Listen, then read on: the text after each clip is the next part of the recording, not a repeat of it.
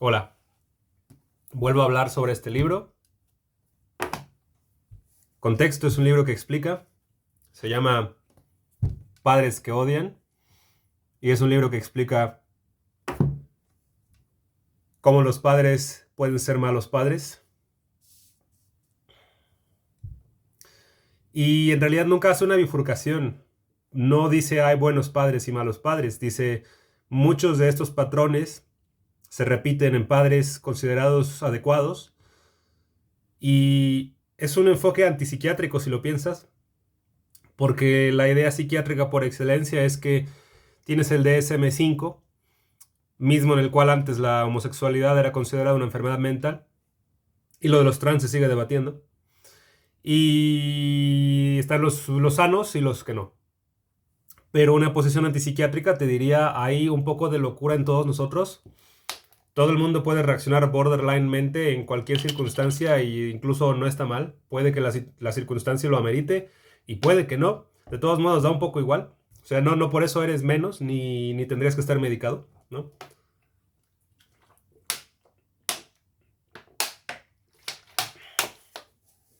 Y la primera parte del libro de Padres que odian te explica estos patrones que pueden estar en mayor o menor medida en tu vida, en tu esquema familiar. Y termina hablando sobre que el esquema familiar justo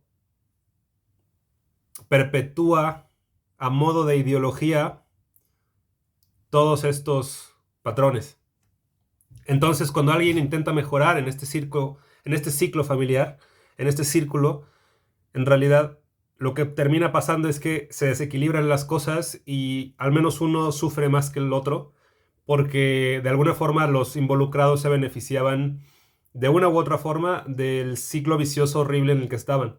Entonces, por ejemplo, si la madre es alcohólica y la hija decide salirse de casa o trabajar y estar más tiempo fuera de casa, o sale más con amigos, pero pasa menos tiempo con su madre alcohólica y se ocupa menos de ese problema, puede pasar que el alcoholismo de la madre empeore y no se sepa por qué, digamos, a primera vista.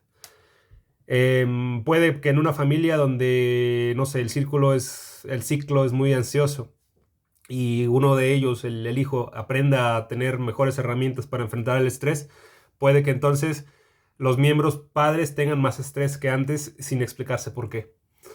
Y esto es porque todos están atrapados en una estúpida red donde se mueve algo y las cosas generalmente van para peor. Pero bueno, siempre hay la posibilidad de mejorar. Y justo la segunda parte del libro habla sobre la posibilidad de mejorar. Y empieza diciendo, no hay por qué perdonar. El libro dice, o sea, la autora Susan Forward dice, el perdón no es necesario para la paz interior. Y se me hace muy interesante eso, porque el lema occidental actual sería el perdón es lo que necesitamos. Sobre todo porque al final, después de toda ideología, existe una teología, y la teología en la que estamos inmersos, la telaraña justo esta que nos jode, o no, es la ideología, o no sé si ideología, pero es la forma de pensar judeocristiana. Entonces el perdón forma parte fundamental de ella. Y justo es muy interesante que alguien recomiende no perdonar, incluso que sea una psicóloga, ¿no? O sea, va en contra de los estereotipos referentes a... Tal vez no haya perdonado bastante, mi confesor dice que aún no he perdonado de corazón, es que no soy capaz de hacer algo bien. Son cosas que le han dicho sus pacientes cuando ella les ha sugerido de alguna forma que perdonen a sus padres porque, en fin, no sabían lo que hacían, ese tipo de cosas, tú sabes. O quizás sí sabían, pero igual el perdón, digamos, en teoría debería funcionar. No sé si debería, pero en teoría funciona como una forma de dejar de pensar en eso. Justo el perdón sirve para renunciar a la necesidad de venganza y para absolver de responsabilidad al culpable, según el libro. Estoy en desacuerdo y por esto o sea, por esto creo que el libro dice que no hay por qué perdonar, pero creo que el libro no entiende lo que significa realmente perdonar, en mi opinión. No es que yo sea la autoridad moral en el tema, pero creo que es más complicado que eso. O sea, sí, el perdón sí ayuda a que dejes de querer vengarte, en teoría, pero no estoy del todo completamente seguro tampoco. Porque al final, si perdonas, creo que implica que aceptas lo que pasó y lo verbalizas normalmente o de alguna forma simbólica, etcétera. Pero esto no te quita las ganas de que la siguiente que puedas le metas el pie. O sea, creo que no te quita las ganas. Entonces, eso de que ya no hay necesidad de venganza, pues no sé. En primer lugar, no sé si sea ni siquiera una necesidad de venganza. No sé si la venganza sea una necesidad. ¿No sería más bien algo así como un lujo? En primer lugar, ¿no? En segundo lugar, absolver de responsabilidad al culpable, eso no es perdonar. Perdonar creo que es aceptar que la otra persona la pudo haber cagado o la cagó. Y si estás en una relación con esta persona, seguir construyendo encima de eso. Aunque haya pasado, no importa. Y aunque pasen cosas parecidas después, a menos de que te afecten o de que no lo puedas tolerar, o sea, a menos de que sea peligroso realmente para ti de alguna forma o que sea intolerable, creo que sigues. No es renunciar o ignorar a lo que ya había pasado, sino es aceptar que pasó y que no hay consecuencias, que es incondicional el asunto, que no por eso tienes ahora un crédito que le debes al banco, no por eso tiene ahora la otra persona que reparar más. O sea, la gente cree, y creo que es erróneo, que cuando perdonas a alguien o cuando algo hay perdón y la situación mejora, están los dos obligados, los dos o más, a que la convivencia mejore mucho más que antes, que hay un dicho oriental que ni siquiera sé si es japonés o no, parte del occidental centrismo, no sé cómo llamarlo, pero la idea es que si se rompe un jarrón, lo pegues, pero lo pegues de tal forma que quede más bonito que antes, incluso le pongas oro o cosas extras o adornos extras, pero es necesario. O sea, creo que el perdón es algo maravilloso porque en Derrida el perdón es perdonar lo imperdonable. Entonces, en realidad, la única forma de perdonar algo es perdonar algo que es imperdonable, que en realidad no va contigo, que está incluso en contra de tu código moral, que te afectó lo suficiente como para que en teoría lo que tendrías que estar haciendo es incluso tomar venganza o alejarte completamente de esta persona. Pero decides perdonar. Y eso es el perdón, es una aporía, es maravilloso. Es como amar. O sea, creo que amando te arriesgas. Y creo que no hay amor que no venga condicionado o con infantilizaciones o con enfermedad.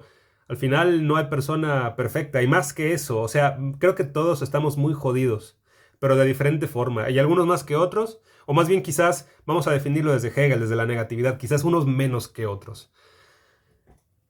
Pero no por eso no amas, ¿no? O sea, al final te pueden, todo el tiempo en realidad te pueden atropellar en la calle. No por eso no cruzas la calle. Em, o sea, uno vive sabiendo que vivir realmente es un riesgo. Por meme que suene, por meme a que suene, uno lo hace y las cosas que valen la pena, creo que más que tener un costo, porque no es que sean cosas que compras en el súper, requieren sacrificio. Y volvemos a la lógica judeocristiana. Entonces, para mí el perdón no es algo así como te absuelvo de toda la culpa y ya, porque eso es como un interés, en el sentido de pagaste tu interés, pagaste tu crédito, ya no debes nada. Y eso no funciona así. Las relaciones no son así. Y la necesidad de vengarse ni siquiera me parece mala. O sea, a ver, yo sé que cuando te jode la vida, te puede joder la vida, pero ¿qué me dices de alguien que decide vengarse y su venganza es voy a ser mejor que antes para que veas lo que te perdiste, ¿no? O sea, ¿de verdad está tan mal la venganza? ¿O qué tal si la venganza es voy a pasar esa materia a pesar de que el profesor me intenta hacer mierda? ¿Tan malo es? Hay venganzas, claro, hay venganzas y hay venganzas, ¿no? Hay balazos y hay venganzas de balazos, pero no siempre la venganza es mala, o sea, mientras, incluso puede ser un motivador, ¿no? Alguna vez he dicho, demuéstrame que estoy equivocado, intenta vengarte de mí, intenta ser mejor que, o sea, todo lo que te acabo de decir, demuestra que estoy equivocado, mejora, sé mejor persona que antes. No sé si eso funcionó en particular de alguna forma, pero para mí es una forma de decir la venganza no es mala y no solo eso, sino preferiría estar equivocado a pensar que todo lo que te acabo de decir de ti, que está horrible, pensar que eso es real. O sea, preferiría estar equivocado. Creo que la venganza es se contrae sobre sí misma, es como una postura de yoga muy rara. Es autorreferencial, es paradójica. Dije la venganza, el perdón. Creo que quería decir el perdón. Y justo lo cagado es que estás en una cinta de Möbius al final. O sea, de la venganza llegas al perdón y del perdón a la venganza. De la misma forma que de la política de derecha llegas a la de izquierda y a la de derecha otra vez. De la misma forma que tú cuando intentas calmarte y dormir te pones más estresado porque no estás durmiendo y porque ya tienes solo 6 horas de sueño y antes tenías como 7. Y también así cuando aceptas el estrés, en algún punto te duermes y ya. Y no hay problema. Y duermes muy bien. Duermes muy bien. O sea, al final no puedes psicoanalíticamente, marxistamente, todo lo que quieras, no puedes hegelianamente separar venganza y disculpa o perdón y venganza. Y creo que no es tan simple como el perdón la absolución. Creo que esto sí es la lógica capitalista judeocristiana y creo que eso sí es ideología. Y yo prefiero un cristianismo ateo, un ateísmo cristiano que entiende el cristianismo desde la negatividad y desde la ética y no desde lo conservador, sino desde el mundo está jodidísimo, a Jesús lo mataron, o sea, el mundo está tan jodido que a Jesús lo tuvieron que matar en una cruz. Lo que nos resta es formar algo así como la comunidad del Espíritu Santo, que puede ser cualquier cosa, por ejemplo, la unión del proletariado o la unión de todos, la unión de todos, el descubrimiento del amor no objetal, yo qué sé. Lo único que te queda es ser responsable después de la cagada que acaba de pasar. Creo que ese es el cristianismo menos mierda en términos hegelianos, en hegeliano, el cristianismo menos mierda posible, o sea, el mejor posible de todos. Y al final también anoté que ponía en el libro, si yo te perdono, los dos podremos fingir que nada de lo que sucedió era tan terrible. Creo que de nuevo eso no es un perdón, o sea, un perdón aquí el libro lo interpreta como lo ocultas bajo la alfombra. Y justo creo que esta parte de no hay que perdonar, creo que en realidad es una proyección del odio del autor hacia los padres. O sea, yo sé que ha tratado a muchos padres muy malos y a muchas familias muy disfuncionales y probablemente no hay ninguna familia que no sea disfuncional. Probablemente está hasta la verga la autora de que hagan mierda a sus pacientes y probablemente muchos psicólogos también. O sea, el paciente llega y según mejora, ¿no? Y luego cuenta, no, pero en mi casa se volvieron a burlar de mí y ahora vuelvo a tener problemas de autoestima. Y es como puta madre. O sea, no solo es puta madre de ya habías mejorado, sino es una queja, creo que moral, ¿no? O sea, es como cuando tu amigo ya estaba bien y luego de la nada lo vuelven a hacer mierda. O sea, es un poco así. La relación en terapia no es de amistad, pero debe ser frustrante que el trabajo que haces en terapia, que no solo es un trabajo del estilo estoy construyendo una casa, sino es un trabajo del estilo estoy ayudando o acompañando más bien a alguien. Debe ser frustrante que el trabajo se anule, o no se anula tal vez, pero que no vaya tan bien como podría ir, porque unos cabrones pues siguen ahí metiendo, ¿no? Metiendo mierda.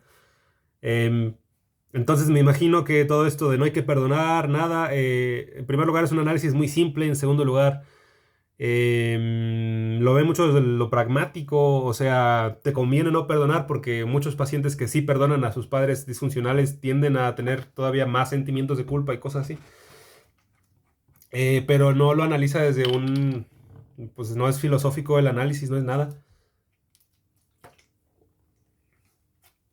Supongo que desde lo pragmático podría tener razón, pero justo pasa que luego hay libros como el de Walter Rizzo o cualquiera que te dicen cosas como muy concretas y que se aplican mucho al caso en particular. O sea, no son para todos estos consejos que dan, lo cual es bueno porque eso creo que diferencia mucho, o sea, ayuda. Es como, pues está bien que un medicamento sirva para tal cosa y no para todo en general, porque si no, pues todo el mundo tomaría ese medicamento y no tendría sentido tomar ese medicamento. O sea, no sería un medicamento real, pues. Sería una mamada homeopática, ¿no? Em, es bueno que las cosas estén diferenciadas, sobre todo en tratamientos. Em, Al final creo que es eso, ¿no? O sea, al final hubiera bastado que hubieras explicado que eso era como por el caso del tratamiento, ¿no?